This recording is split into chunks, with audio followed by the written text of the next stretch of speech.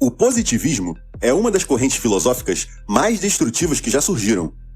Baseado na ideia de que apenas fatos observáveis e mensuráveis são verdadeiros, o positivismo ignora tudo o que não pode ser quantificado. E assim, abrimos mão de tudo que é humano, como emoções, moralidade e senso de justiça. O positivismo foi uma corrente filosófica que se desenvolveu na França no século XIX, fundada por Auguste Comte. Ele acreditava que a ciência deveria ser a única forma de conhecimento válido e que as outras formas de pensamento, como a filosofia, deveriam ser abandonadas. Um exemplo relacionado à liberdade individual sob a perspectiva positivista é de que o indivíduo é moldado exclusivamente por influências externas, como a sociedade e a cultura. Isso implica que a liberdade individual é ilusória e que as pessoas são incapazes de escolher seus próprios caminhos na vida. Isso te remete a quê?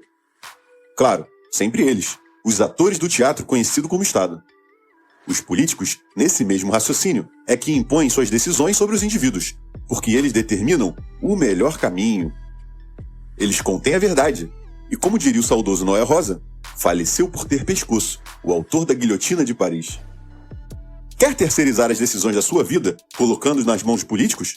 Ok, mas não se queixe quando eles decidirem cortar o seu pescoço, sob a linda justificativa de que você tem um pescoço.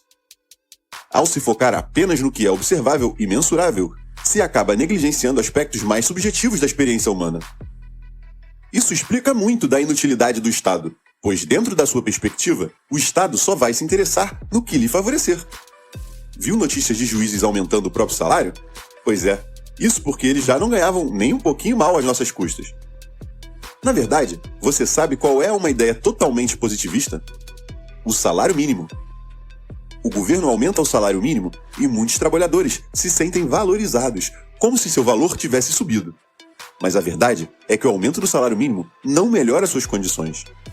Na realidade, ao aumentar o salário mínimo, os preços também aumentam, já que os preços continuam a subir sem precisar de um aumento de salário.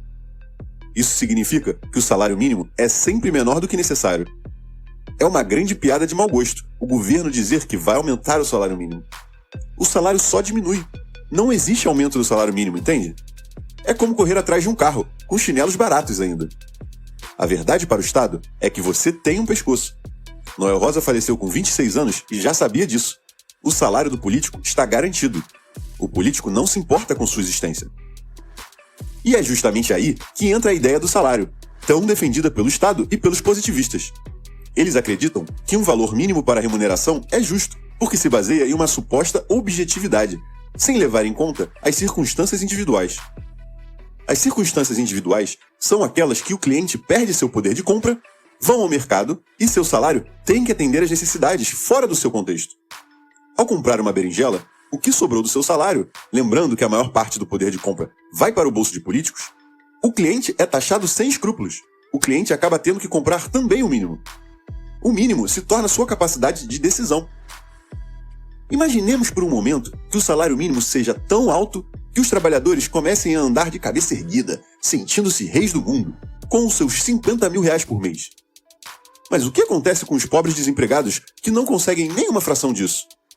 Eles ficam a ver navios, sem trabalho, sem dinheiro e sem esperança. Isso cria uma bolha que acaba estourando, deixando muitos desempregados, justamente o que já é notável no Brasil. Observa-se com espanto a resistência de profissões como motorista de aplicativo, cabeleireiro e empreendimentos autônomos, frente às dificuldades brasileiras.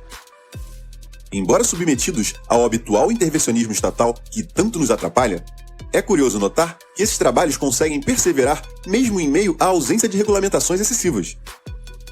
Como se vê, a menos que haja interferências indevidas, a livre iniciativa pode dar resultados surpreendentes.